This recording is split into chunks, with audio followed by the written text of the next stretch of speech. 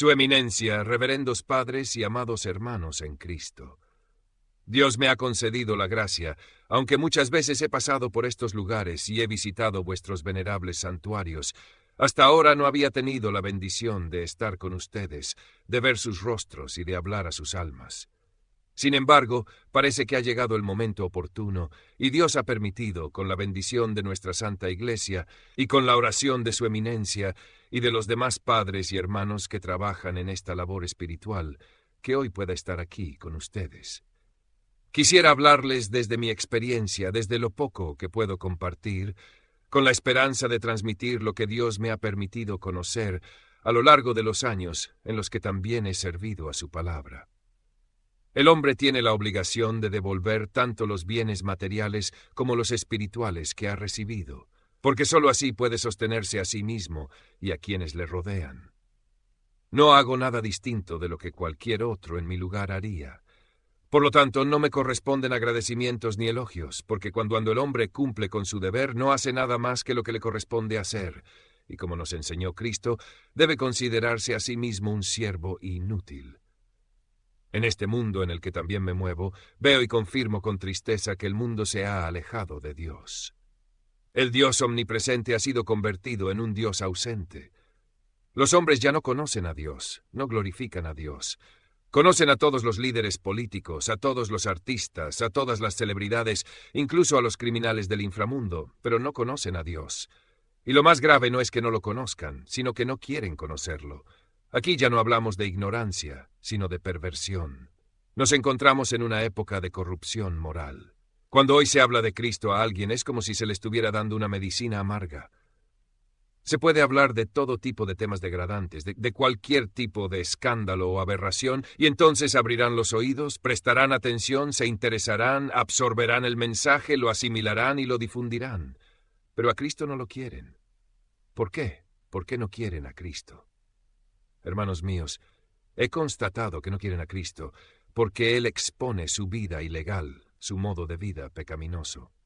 Si Cristo bendijera la corrupción del hombre, entonces todos serían cristianos, todos lo aceptarían sin problemas. Pero hoy el hombre no quiere a Cristo porque Él reprende su vida desordenada, le señala sus acciones inmorales, cuestiona su cama de pecado, denuncia su mesa de injusticia. Y por eso, hoy en día, el mundo rechaza a Cristo en su totalidad. Tanto el clero quiere dejar de verlo, como los predicadores quieren dejar de escucharlo, y el Evangelio lo quieren hacer callar. Las campanas también quieren hacerlas callar y convertirlas en juguetes para que sirvan de distracción. Quieren erradicar todo lo que recuerde a Dios para así librarse de su juicio. Se cuenta que en la gran ciudad de la antigüedad vivía una mujer de mala reputación llamada Laís. En aquella época se descubrió un tipo de espejo, algo similar a lo que hoy compramos en cualquier kiosco, pero entonces era un objeto de gran valor, accesible solo para los privilegiados.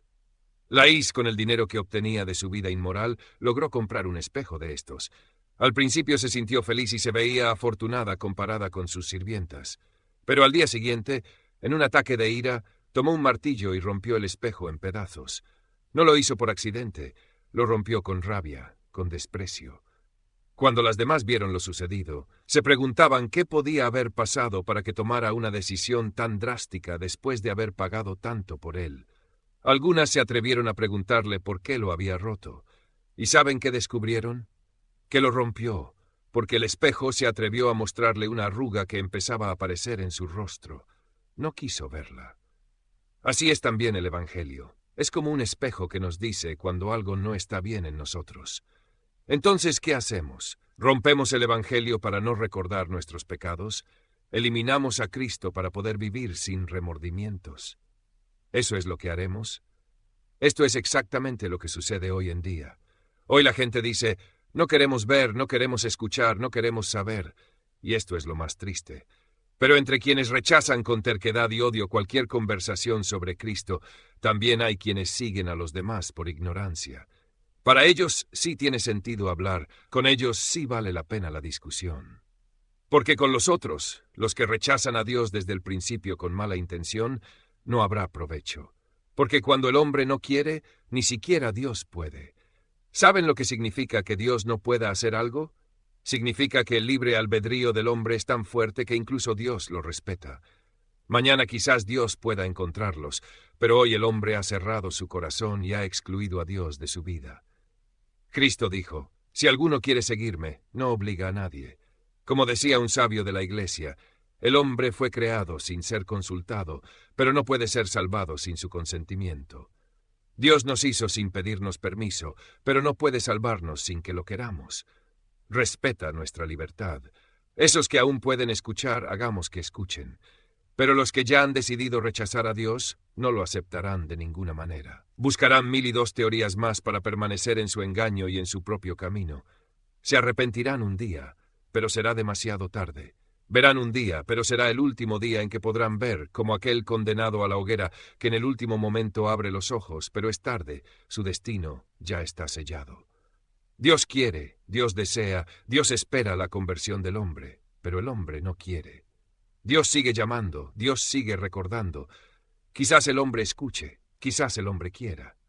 Si preguntamos a cada persona, nos dirá que cree en Dios, que camina hacia el cielo.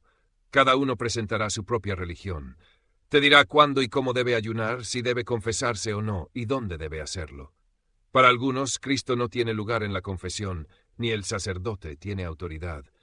Dirán si deben comulgar y cuándo, si una vez al año, 3 veces, cada domingo o con qué frecuencia. Decidirán si deben hacer oración y cómo, si deben donar y cuánto, si los impuestos son justos o no. Cada uno fabricará su propia fe y todos dirán, yo tengo a Cristo dentro de mí. Para mí, mi iglesia es mi casa. Una vez en un hospital, un joven me dijo, yo no necesito ir a la iglesia, mi casa es mi iglesia. No entendía lo que decía. Le hablé con buena intención y le expliqué que la iglesia no podía estar en su casa, que Cristo estableció su iglesia, y él, sorprendido, respondió, bueno, está bien, gracias por explicármelo. Así es como muchos, cuando escuchan una verdad, se apresuran a rechazarla, buscan cómo negarla, no la aceptan con sencillez para seguir adelante. Entonces, ¿qué hacemos? Buscamos salvar a quienes podamos. Nos esforzamos, trabajamos, rezamos para que se salven los que aún pueden salvarse. Cuando estemos ante Dios, ¿realmente creen que todas estas ideas humanas, tantas formas de fe, serán suficientes para salvarse? ¿Creen que el cielo se alcanza así? Cristo vino muchas veces a la tierra y dijo, he venido para dar testimonio de la verdad. Lo dijo con su palabra, con su enseñanza y con su ejemplo. Él mostró el camino y nos llamó a seguirlo. Pero el hombre sigue buscando maneras alternativas para salvarse. ¿Cuál es el mayor deseo del ser humano? ¿Cuál es su última esperanza? ¿Lo han pensado? Ser ciudadano del paraíso. Escuchamos antes lo que dijo el obispo. El diablo engañó al hombre sobre Dios y lo sacó del paraíso. ¿Y qué dice la oración en la despedida del alma?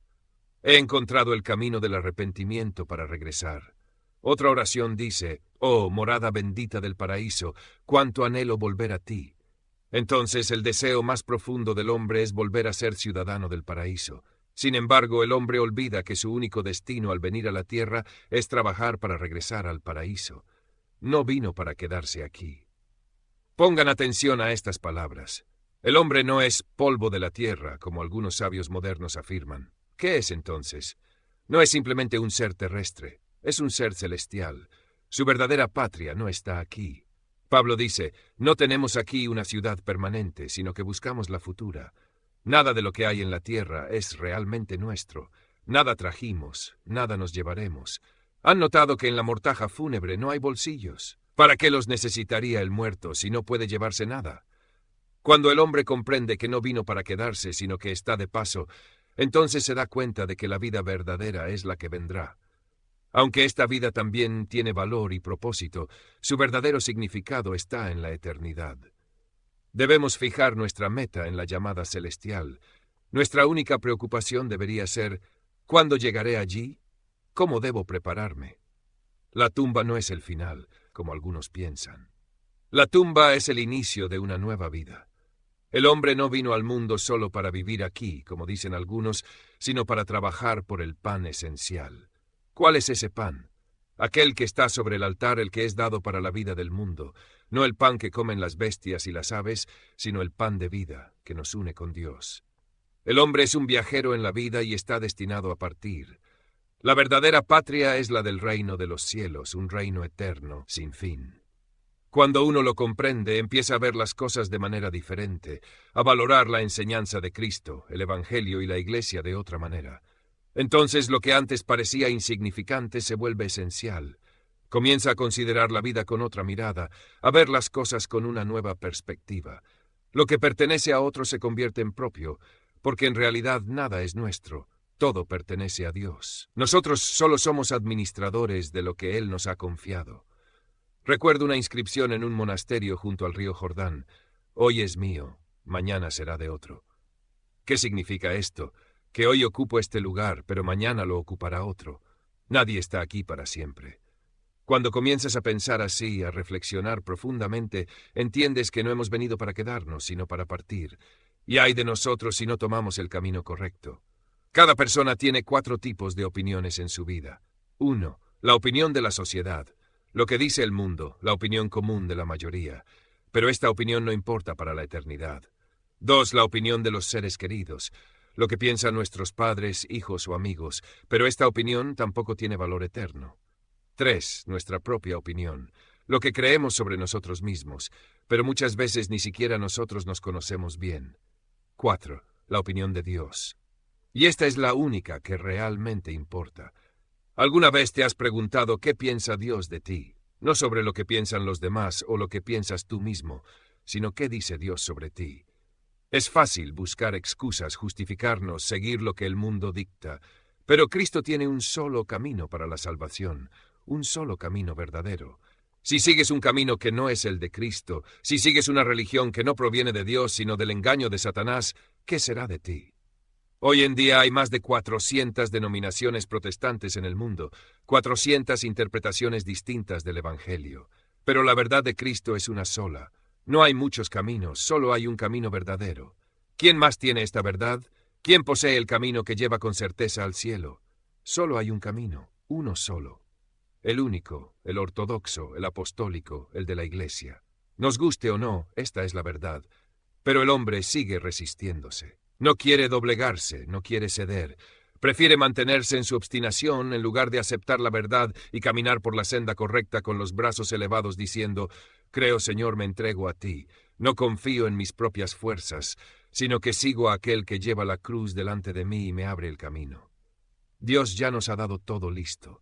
Nos ha dejado un camino claro, fácil de seguir. Solo tenemos que recorrerlo. Pero, ¿qué ha logrado hacer Satanás en estos tiempos? Ha alejado a muchos de la Iglesia y de los misterios de la Iglesia, ya sea por ignorancia o por engaño. Así que preguntémonos, ¿existe salvación fuera de la Iglesia?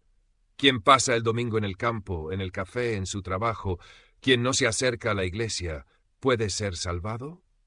Cuando naciste, la Iglesia te recibió, te bautizó, te regeneró, te alimentó con la Sagrada Comunión, te limpió con la confesión, te sanó con la unción. Es la Iglesia la que nos lleva al cielo. ¿Cómo puede entonces el hombre, fuera de la Iglesia, sin los sacramentos, sin la gracia de Dios, esperar entrar en el reino de los cielos? No basta con hacer buenas obras. Si la salvación dependiera solo de obras, entonces los ricos, con sus recursos, tendrían más posibilidades de entrar en el reino. Pero Cristo no enseñó la salvación por obras. Cristo no es un dador de obras, sino un dador de vida. De su costado salió sangre y agua, prefigurando el bautismo y la Eucaristía, los sacramentos de la Iglesia.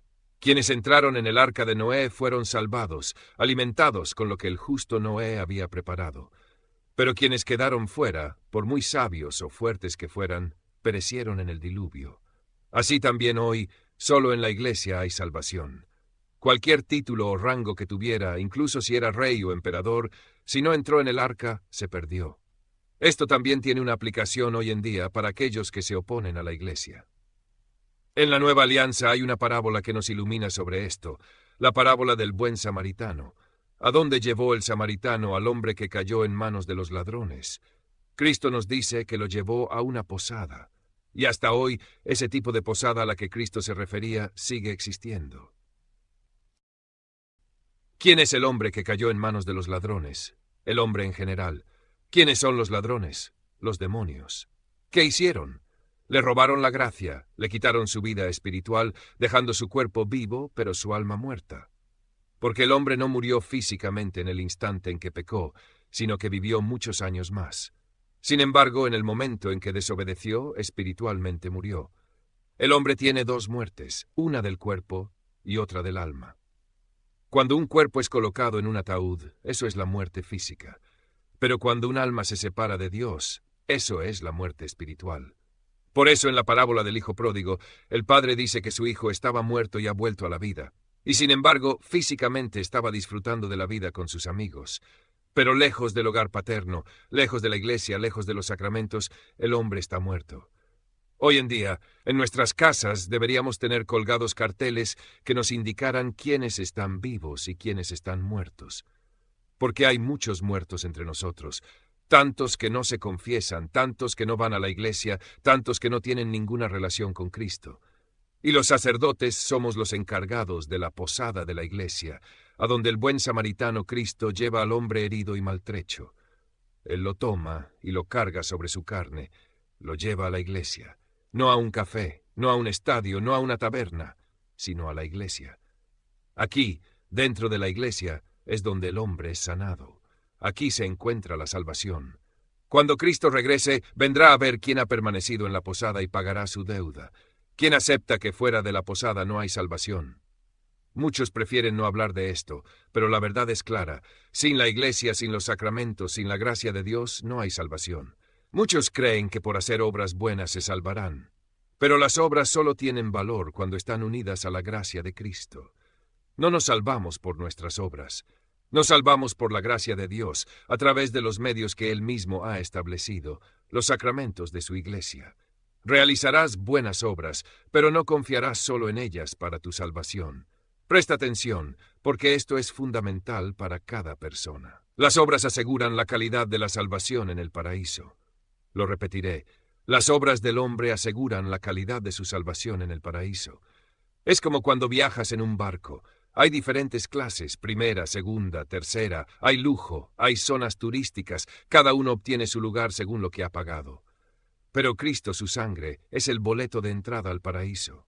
Una cosa es tener un lugar en el paraíso y otra cosa es poder entrar en él. Imagínate un edificio con 30 apartamentos. Algunos son lujosos, otros más sencillos. Cada persona tiene un apartamento según el dinero que haya gastado. Ahora bien, llegas a la puerta del edificio y ves que el señor X tiene un penthouse en la última planta, pero no tiene la llave. Y está lloviendo, y no hay manera de entrar. La única llave para entrar al paraíso es Cristo.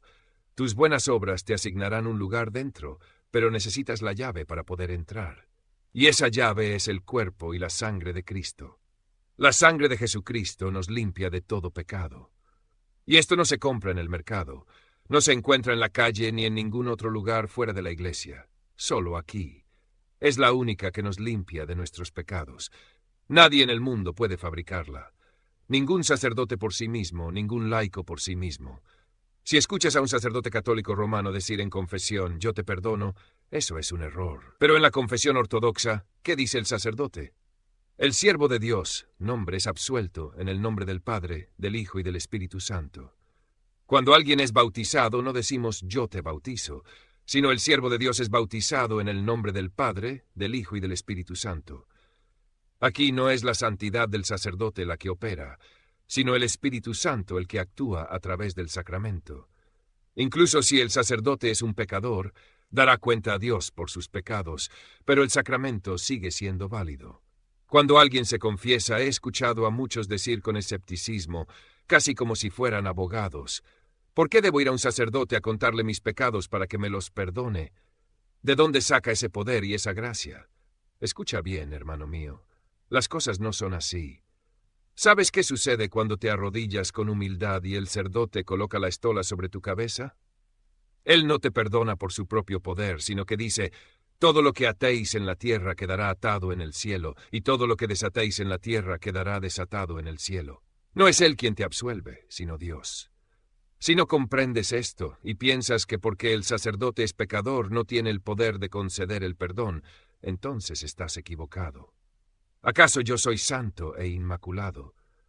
¿Y si el sacerdote es pecador, significa eso que los sacramentos dejan de ser válidos? De ninguna manera.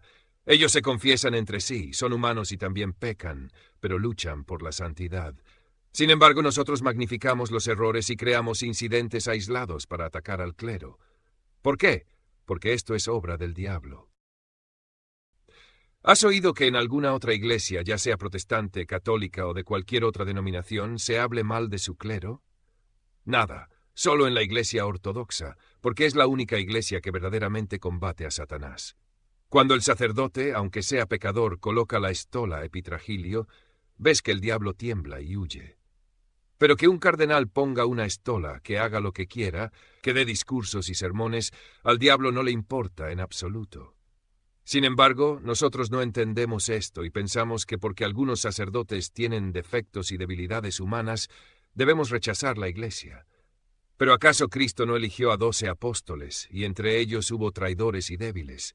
Hablan de Judas, que lo vendió y traicionó, de Pedro, que lo negó, de Tomás, que dudó, de los discípulos que murmuraban.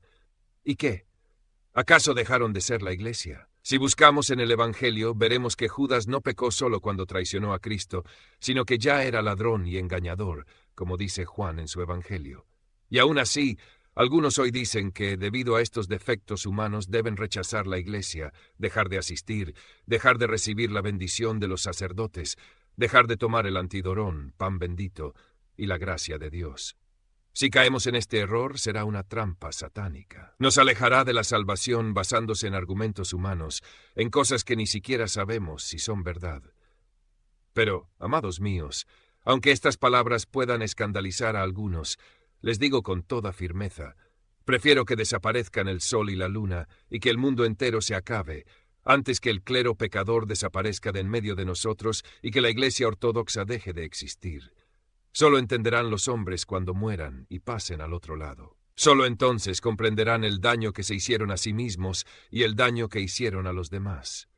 Cuando estén allí esperando recibir algo de Dios, como el rico de la parábola que pidió que Lázaro fuera enviado a ayudarlo, entonces entenderán. Pero no habrá nadie para enviar a Lázaro. Solo entonces lo comprenderán. ¿Por qué los cristianos se mantienen alejados de lo que sucede en la Iglesia ortodoxa? En el extranjero, la Iglesia Católica ha hecho 33 concesiones. De estas, 15 son compromisos que la han llevado a la decadencia espiritual. ¿Qué sentido tiene que busquemos en otros lugares lo que ya tenemos en nuestra Iglesia? Porque cuando pasemos al otro lado esperaremos recibir algo. ¿Y qué encontraremos? Todo viene de la Iglesia, de este santo cáliz y del clero, aunque sea pecador. La Iglesia no se equivoca. No hay mayor tontería que decir que la Iglesia ha errado. Satanás ha logrado sembrar la ignorancia en la mente de los hombres y hacer que ellos mismos rechacen la Iglesia. Y aquellos que están fuera dicen, ¿por qué debería ir allí? Yo soy mejor. Pero la Iglesia no se ha desviado.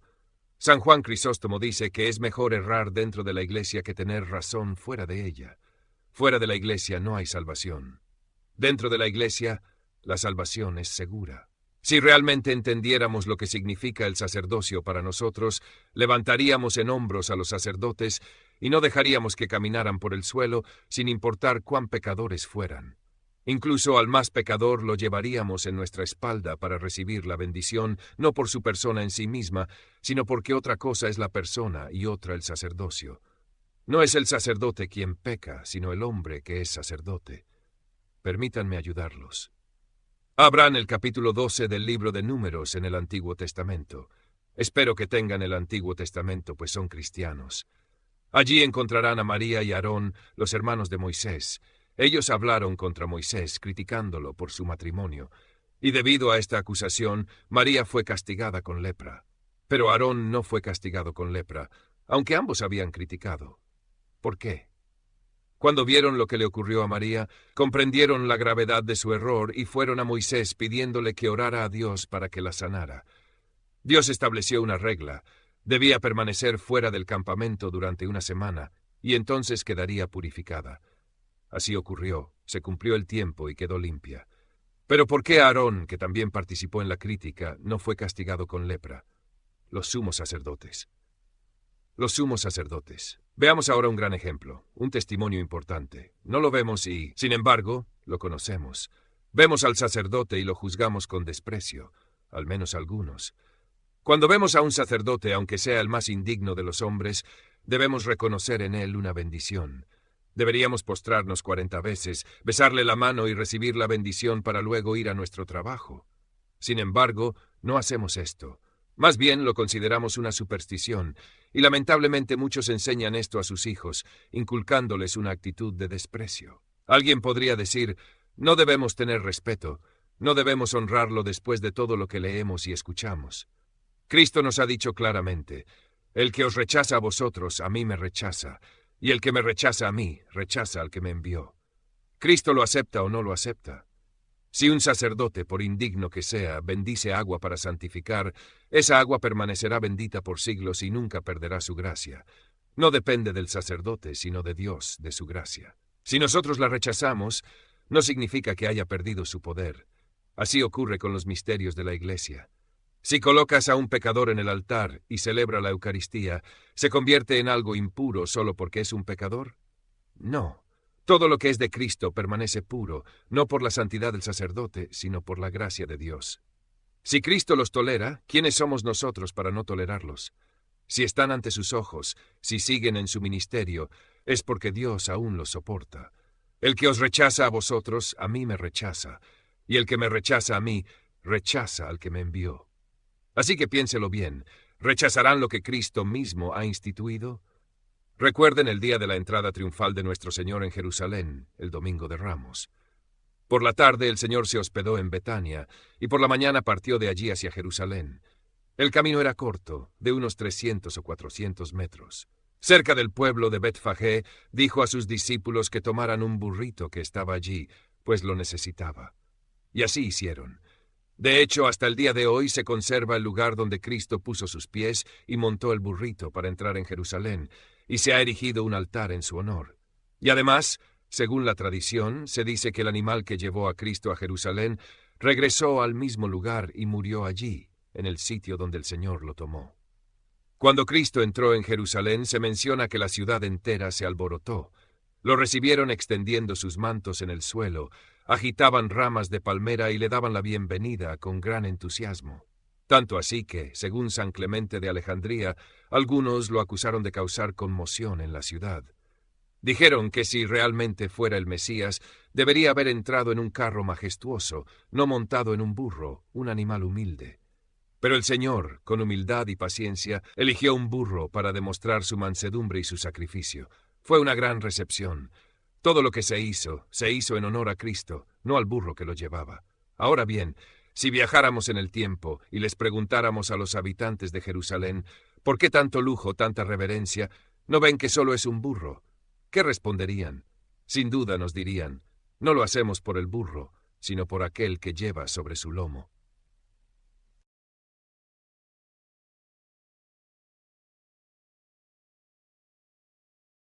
Si el burro quedara solo, volvería al establo, a su corral.